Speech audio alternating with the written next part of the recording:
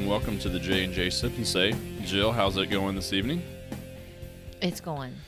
Let's give a shout out to the Crafts, my sister and brother-in-law, for the early birthday present of Four Roses Bourbon, one of my favorites. Enjoying that tonight on the show. And what are you sipping on over there? A Silly Julie.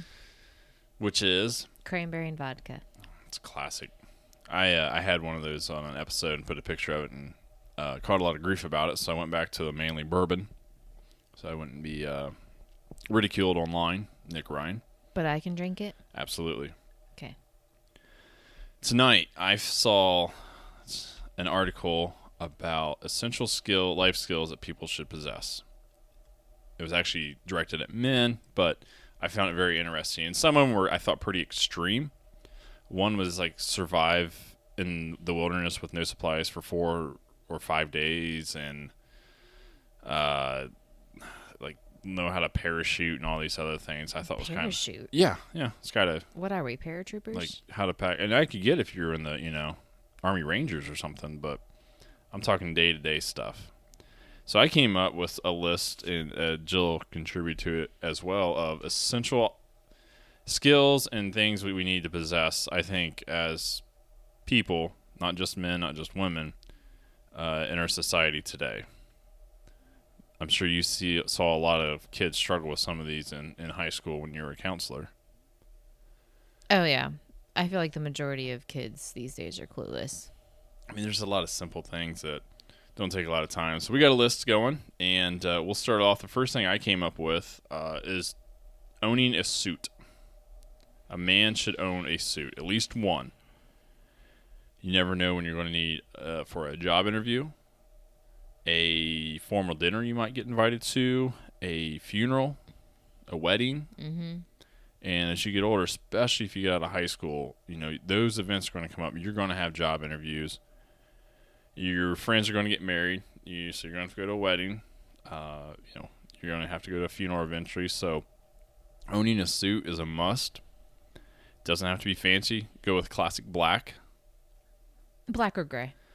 Charcoal gray. Don't go pastels. Don't go white. This isn't Dumb and Dumber. Or plaid. Yeah, stick with black, gray, clean, simple. And a lot of times you can find deals at probably like a Men's Warehouse or even like I don't think JCPenney's or a department type store. It reminds me of the scene in Remember the Titans where he tells all the boys that they have to wear a suit to camp, and he gives them all the options. And the last option is find a bum on the street and trade him for his. Right. It's essential to have a suit. Like, you put a suit on, you get ready for a job interview, you feel more confident. You look good. So, gentlemen, get out there. Make sure you have a suit in the closet.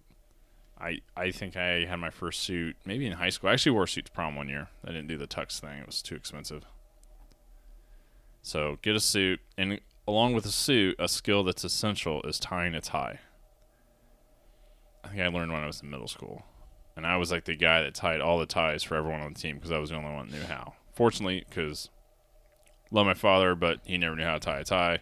Well, and your dad also doesn't know about the buttons on a suit either. Yeah. Which buttons are supposed to be First of buttoned. all, learn how to tie a tie. With the internet now, you can look it up. Fortunately, my grandpa taught me way, way back. But yes, if you're wearing a suit and it has 2 buttons, this is very important. The top button is the one you button. You do not button the bottom button, just the top one. If it has 3 buttons, do the middle one. That's it. It's that simple. I had this argument with my dad on my wedding day, and I looked back at the pictures, and both of his buttons were buttoned, and to this day, it still drives me crazy. I'm no expert, but I've worn. He's a blue-collar machinist, so he hasn't worn too many suits. But, hey, get a suit. They don't have to be expensive. Just make sure it fits good. Top button or middle button with 3, and learn how to tie a tie. Those are 3 essential skills for making yourself look good, presentable for, like I said, interview, wedding, job interview, or funeral, whatever you got to go to that's formal. So, what do you got, Joe? I had basic, finance knowledge. crucial because I don't think it's taught very well or at all in school, is it? Well, here's the problem. In Indiana, I think it's left up as a local decision, but students have to take personal finance to graduate. But I feel like it's just like anything else in high school. You just learn enough to pass the class, and then it goes in one ear and out the other, and they don't retain or remember anything from it. It's almost like it's memorized for a test and not applied in the real world. Correct. With basic finance, you should learn the difference between a checking account, savings account. I think in high school you should learn that there are different types of investments, whether it be Roth, CD, just the basics. One thing I think a lot of people I knew that struggled in college was credit cards. Not understanding the concept of interest on a credit card. Yeah, it's not just free money. No. It's very expensive money. And I'm sure most people listening understand, but interest is the amount you have to pay to borrow that money. And I knew several people that didn't really get the concept. I don't think they ever needed to worry about it because I don't know if their parents bought them everything or they just bought stuff and didn't realize it and never looked at their statement. But those two right there, and along with that, writing a check. I know people say checks are obsolete and you don't need checks anymore, but I feel like there's still a time and place for them. And it's just a basic skill to know how to write one. Well, there's certain transactions it's just better to have a check. One, it's easier paper to trail. track. Yep. Especially if it's something you might want, like a receipt or some sort of, like you said, a paper trail on it. Well, I went to school with, or some girls I roomed with my senior year. We all had, we had to split our rent however many ways. And we always put our money in a drawer in our kitchen, and our landlord could just come in real quick and pick it up the first of the month. Well, they would just pay him cash. I'm like, no, that's not how you do it. And they're like, well, why? But I was like, you got to leave a paper trail. I'm like, he could come in and say, oh, well, you stiffed me $50, and you have no way of proving that you actually did pay him the right amount. Right. And I would pay in cash, but I would go to my landlord's office and get a receipt. True. No, I don't think he ever wrote us a receipt for anything. If you're paying cash and not getting a receipt, that's dangerous. Well, and especially that amount. I mean, it was a couple $100s they were paying. Right. Yeah, I think the interest is something that people don't realize until it's too late a lot of times.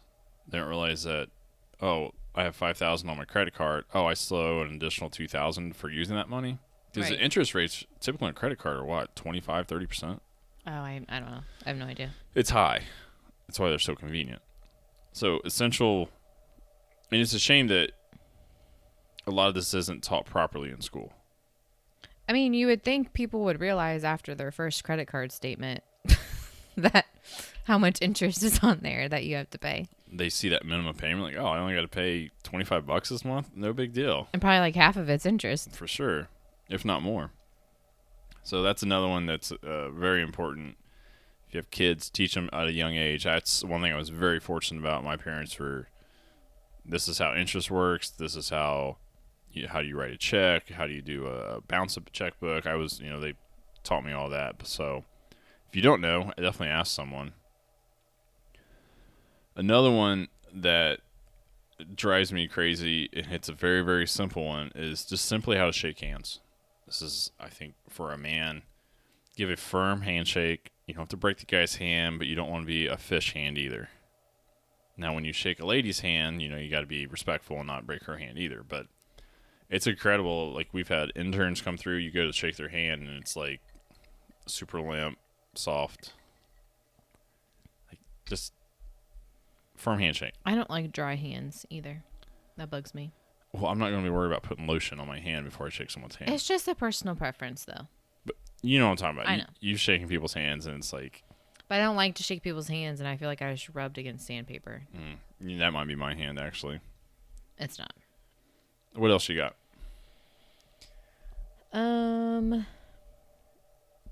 How to write a standard, like, email, business letter, thank you letter, and how to address an envelope. You are the queen of thank you letters. And that probably came from your mom, I'm sure. My mom used to make me write thank you cards for everything. It's a great practice. Every birthday gift, every Christmas gift. So to me, for me to sit down and write a thank you card is no big deal. It's a great practice. It's so appreciated if you send someone a gift, get them a gift, to get that thank you, and not just a text or Right. hey, thanks for that. An actual card that's handwritten. So having decent handwriting skills helps. It was always kind of the rule. If I couldn't thank you in person, I would send you a note, a Right. thank you note. Yeah, it's just a nice gesture that I'm sure. But we've gone to a lot of weddings. We've kind of seen the gamut. We've gotten some within 2 weeks. We've gotten some 6 months later. Some that are one sentence, some that don't have any writing at all. They just have a generic message, which Yeah. is super tacky, in my opinion. Yeah, just write a shorthand letter. After our wedding, we hand wrote all of ours, and it didn't take that long. Knock out 5 a night. It's not that hard. And then addressing envelope. That's something. Do you know a lot of people that struggle with that? There's kids at school that they literally had no idea how to address an envelope. I'm like, have you ever checked the mail? Have you ever looked at the mail you get? I think it's been standard for years on, Oh, yeah. whoever you're addressing it to is in the middle, and then you put your return in the upper left. Upper left. Stamp goes in the upper right. No, Jake, you would be amazed at how little some high school kids know nowadays. They almost need a class. Maybe I should teach this class since we're talking about this. Just the simple things we're talking about now. How credit works. How to you can learn that in 15 minutes. How to shake a guy's hand. How to shake a lady's hand. How to tie a tie. But Jake, does this go back to the state standards? They're more worried about, if you can do algebra 2. Well, in all the job interviews I've ever gone on, I've never done algebra 2. You've never been quizzed on your algebra 2 knowledge? But I've had to, here's another one. Iron a shirt is a skill everyone should be able to do. Shirt and pants should be able to iron. Tie my tie. Put the suit on that I own. Go in an interview and shake a guy's hand. That's 5 right there that has nothing to do with algebra 2. And pass a drug test. That should go without saying. But I'm just saying, right there, you're ready for like 60% of jobs. Yeah. That right there. The fact you show up, pass a drug test, and can look, decently Presentable. prepared. Yeah. There should be some sort of educational class on that. I remember. And I think some schools are going to that because they see the need for it. Because it's not being taught at home. I don't know why. That's the problem. You see these viral videos of, I watched one a while back, a football coach, I think once a week, at the end of practice, he would teach this guys a skill. Like one day, changing tires one. Everybody should know how to change a tire. It's not hard. Take your time. But you should learn how to do it because you never know when you're going to get stuck on the side of the road or, you might have a flat tire in your driveway and you got to take care of it. That's one skill I don't know how to do. I'll teach you. It's not hard. I have AAA. I don't know if AAA comes to your house if you have a flat tire in your garage. Probably. I'm sure they would. AAA out of it. It's a skill you should have. But this coach, after practice, would teach his guys skills like I said, ironing a shirt or changing a tire. So I think I sent you that video. it shouldn't be viral though. That should be the standard, and a lot of that should be taught at home. I think one of the ones he did, because he called them Manly Mondays. Excellent. And one of them was they made homemade gifts for their moms for Mother's Day or something. I don't know. That's great. Your mom's going to appreciate that way more than, something you bought at a department store for $15. So, yeah, it's great that it does. And that's an excellent coach. He's teaching this guys not just the game of football, but life skills. That shouldn't be something that goes viral. That should almost be standard. Right, but it shouldn't take a football coach to teach boys that. Right. I think it goes back to the parents and broken homes and unavailable parents, distracted parents. They should be teaching those kids those skills. For sure. My mom taught me how to write a thank you letter. My mom taught me how to address an envelope. My mom taught me how to write a check. Yeah. My dad taught me how to change a tire, how, my grandpa taught me how to tie a shirt, mom taught me to iron. So, I had people around me teaching me all these skills. And I understand if kids can't have access to that at home, but needs to be another way that they can learn these skills. Or even as an adult, like, here's one I put on here. You're going to be surprised about. Read. Everyone should read. And this is Jake Stoll saying this, who hasn't read, before this year, hadn't read a book since high school. Now that I am reading, I realize now that I'm an avid reader. Well, I try to, read a few books here and there. I've learned so much from them, and I'm thinking how much I missed out on in the last 15 years. And I know you like read nonfiction or fiction books. I can't get into this. Cannot get into fiction, but I've read a lot of great nonfiction and kind of inspirational type books that I think everyone should read something. What are you reading right now? I'm still working on that one book. What's it called? Paradise Valley. I'm still working on another book too. And the Bible. Yeah, I'm working on Jordan Peterson's 12 Rules for Life. Amazing book. Very in-depth. Just reading it, I feel dumb sometimes because he's so smart. But I've been reading that, which has been very informative, and also reading the Bible. It was nice to get Genesis out of the way and over into the four Gospels, a little more positive. But reading's important. I didn't read for many years. I wish I would have, but I've changed that, so I am now. What's the famous saying? A man who can read that doesn't read is no more prepared than a man who can't read. Something like that. You heard that? No, I've never heard that. Makes sense. I don't think I'm making it up. I'm sure someone else said that. Another one that obviously is very important to you, Jill, is swimming. I think that's a life skill. That's a safety skill. And you don't have to be Michael Phelps. You don't have to go out and be able to swim 1,000 meters, but if the boat flips over, you should be able to tread water and work your way to shore or work your way to safety. And this should be something you're taught as a kid, because you know how hard it is to teach adults to swim. True. Who have never learned. True. But there are a lot of places that do offer adult swim lessons in case you don't have that skill. Some people never got that opportunity or didn't take advantage of it when they did. But you should be able to at least hop in a deep end and be able to hold your own. To just be able to survive. Yeah. Yeah, you don't have to be the lifeguard. You don't have to go out and swim all the different strokes. Just be able to get in the water, tread water. Blair's taking swim lessons right now. That's great. He's not even 2, and he's already learning to kick and use his arms and all that good stuff. So jump off the wall, sort of. It's kind of like a fall off the wall. A lean off the wall. Lean forward and then lean forward and hope mom and dad catch me. Right. Something else I've seen it a lot is being able to jump a car. Yep, don't know how to do that. I have jumper cables though. That's the rule number 1 right there. Always have jumper cables in your car. They're very inexpensive. Not only in case your car breaks down, but you get a good feeling if someone left their lights on or whatever, because we've all done it, and that person next to you has jumper cables that can help you out. What's even better is say, hey, I have jumper cables. My battery's dead. Can I get a jump? I don't know how to jump a car, but I have jumper cables, so I can help you. It's very simple. Red cable goes on the red terminal on the battery, black on the black. Oh, well, that makes sense. It's and simple. Then you just start it up, and then you right? start them up, yep. Then you just let the juice flow. And it don't take very long. No. Now, it takes a while to charge it up completely, but you can do that while you're driving. I think I've been jumped before. And like I said, I've jumped someone else. Granted, they did all the work. I just provided the jumper cables. Having jumper cables is rule number 1. Because they take up no space, and you never know.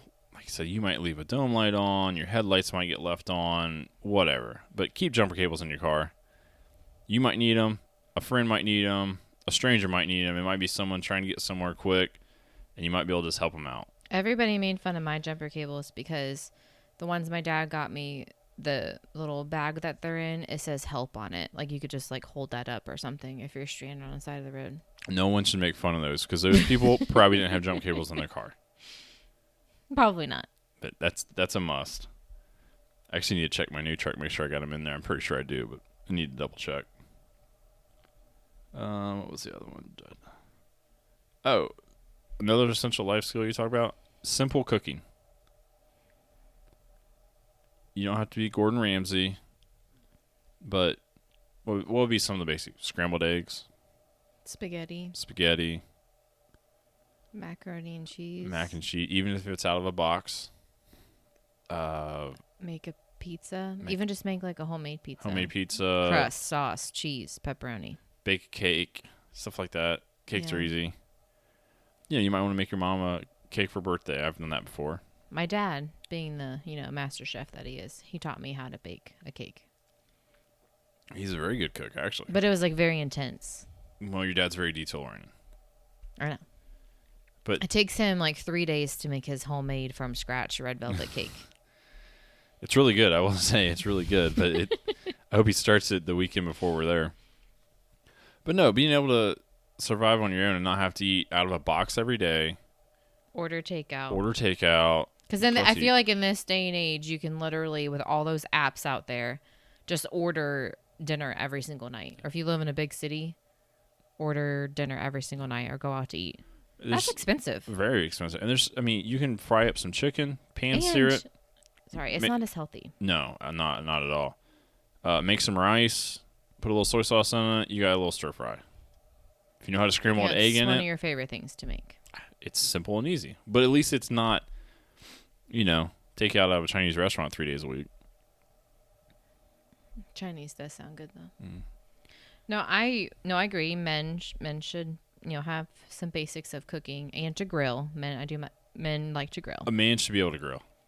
but I feel like even women nowadays, they don't cook.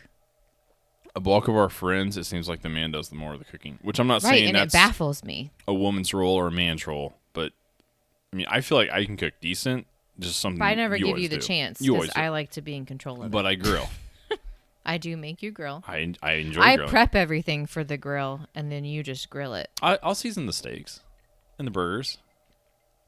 If I already haven't done it. I'm a little more aggressive with my seasoning, so I like to do that. But yeah, it just seems like a lot of people I talk to, they're like, well, women, I guess. I don't cook much. My husband cooks, or we just order takeout. I don't know. It's odd to me. And I don't want to say that we have typical gender roles, but I feel like we do, and I'm okay with that. I'm okay with cooking every night. Right. It's not like I'm like, oh, you have to cook. You're like, I want to cook. I'm like, okay, I want to grill. Because I would I feel like if I were to put you in charge of dinner every night, we'd have the same things. And we'd have one thing on our plate, and it'd just be like a plate of chicken. It probably wouldn't be as much variety as you do. I was king of like sauteed chicken, some rice, and maybe some chips. It was college though. I make a mean fried bologna too. No, but there would be times you were out of college because we were dating. We didn't date that much while you were in college. I was still a bachelor And I in an would apartment. say, well, what did you have for dinner? And you'd be like, some barbecue chicken. And I'd say, okay, what else did you have? That was it. So you literally just like pan-seared some chicken and slopped some barbecue sauce on it, and that was your dinner. That would be dinner. But I cooked the chicken though. I know that. But to me, like, that's not a meal. I know you make fun of me because you think I supposedly have to have 10 things on my plate. But Oh, you do. at least 2. At least Like, 3 or 4. put something with the chicken. Like you said, rice. Or, God forbid, put a vegetable on there. I eat more vegetables now than I used to. I know that. Actually, I like most vegetables, but I guess to me, I do all of the grocery shopping. Which, again, our roles are different than most married couples because I'm a stay-at-home parent. I have the time to do this. So I do all the grocery shopping. Why would I leave all the cooking of that food up to you? Like, you have no idea what I Right. get at the grocery store. But if there's something that needs fixed on a car or, hot water heater a few weeks back I had to fix it, I'll do that. Right. I don't know. I guess, and if that offends you, I'm sorry. But I guess I just don't get women that don't cook. I'm not saying the woman has to be the head cook, but everyone should be able to cook. Well, I know. I get that. Or if like you're the main cook, I should be able to at least cook.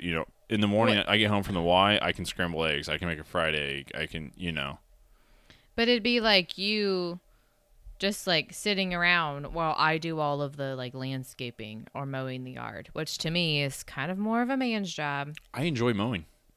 I know, and I know there's women that do, but how weird would it be if I did all of the outside work and you didn't do any of Right. it? So it's kind of the same concept for me for a man to do literally all of the cooking Right. and grocery shopping, and I don't know, it would just be weird to me. But I that's feel just my opinion. Well, I feel like our household, we split things up pretty equally. But you also will come out and help with landscaping, and I'll help in the kitchen. It just kind of, works back and forth. Well, and when you were working, you would come home and I would turn Blair over to you. Like, I've had him all day. He's yours. Right. And I would go in the kitchen and start making dinner. And I would clean up dinner. Because, again, you were with him. So, I mean, it's fine. It's a bounce.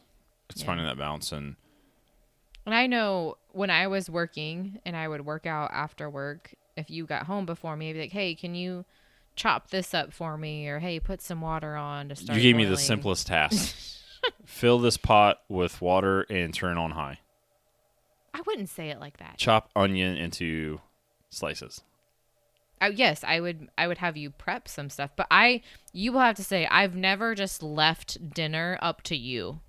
No, you haven't. I don't know if it's a me issue or a you issue. I think it's your issue. I like to have I'm a planner. I like to have control over what food I buy, what we're going to eat, that kind of stuff. Yeah, so no, I never leave dinner up to you. It's a you issue, but you're not off on that. Our dinners might be a little simpler. If it was up to you? If it was up to me, yeah. I would add a vegetable now. Like, it might be like chicken and maybe broccoli or something like that. It'd be good, though.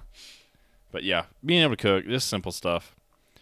Like that show Worst Cooks in America, I don't even know if I can believe it. Like, how are you that bad? Like, they can't even make spaghetti. Seems unrealistic. How do you survive And like, one of them was a stay-at-home mom. I'm like, what do you feed your kids if you can't cook? Takeout, probably. Boxed meals. I mean, you looked at, I ain't been in a grocery store for a while, but like all the frozen meal options. Yeah, you can pretty much get anything. But they're not good. Not good for you. They're full of sodium. And, I mean, don't get me wrong. I don't feel like I eat the healthiest, but I don't feel like I eat terrible either. And a big part of that is because you do the shopping and you pick out good stuff and then you cook good stuff. And you're an excellent cook, so, dinner's always good. Yeah, take that up with Blair some nights. Well, he's a 2-year-old who's picky. Speaking of being in the home, we kind of mentioned this. Just simple home repairs. Yeah, I probably am not good at this. In our household, I do more of that stuff. Like I said, changing simple things like a furnace filter or a hot water heater element, hanging pictures. It's one of those things. It's not like hard to do, but you kind of got to know what you're doing to make it look right. What's some other stuff? Mowing the lawn. I know how to do that or work on the lawnmower. Just simple things like that. You know how to change the oil. Yep, change the oil in my vehicles. It's just a lot of that's not hard, but and we mentioned this earlier. Kids don't get taught that. I learned that stuff from my dad. So I wish schools, and I know this has opened up a can of worms here, would provide more education in that area. Or parents just step up to the plate and teach your kids these things. Well, that's true. And, not everyone has a father, but, maybe there's an uncle out there or a neighbor. There's somebody that could teach you those things. Yeah. Maybe schools could do like some sort of after-school program. Just simple things, like I said, changing the oil in a vehicle, changing a tire, hanging pictures, unclogging drains, just anything like that that's not difficult but needs to be taught. So, like I said, this is just a list of some things we had came up with. I feel like it's essential, it's important, but a lot of people don't know how to do them. I didn't start reading until this year. That's completely my fault. Or swimming. I could always tread water. If the boat flipped over, I could probably get to shore. Now, as far as swimming laps and doing it for conditioning, that was started this year, and it's been very challenging. So thanks for calling me out on that. You're welcome. You got anything else? Any other essential skills? I'm sure I could come up with more. We might have to do a part 2, but just just some things we feel like, if you got kids that age, these are definitely things we want to teach our son, and some things I need to get better at. There's still more home repairs I could get better at, or I only own, I think, 2 suits now. Probably need to add a couple more if I don't know. I don't know. something like that. I don't know what you own.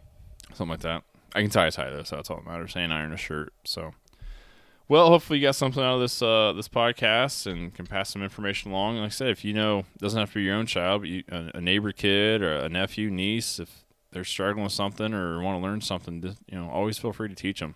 Those skills can be valuable in the future. So, Jill, cheers. Make it a great day and sip